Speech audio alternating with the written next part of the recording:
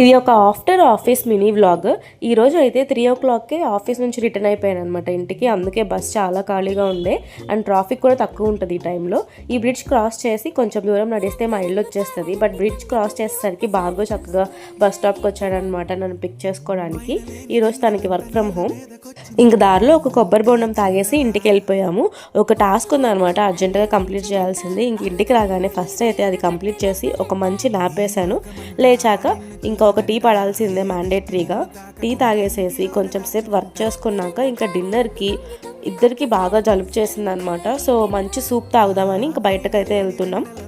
Evening టైంలో బెంగళూరులో weather చాలా చల్లగా ఉంటుంది. ఇంకా అందుకే వర్క్ ఎంతున్నా కానీ పక్కన పెట్టేసి ఒక మంచి సూప్ తాగుదామని బయటకు వచ్చాము.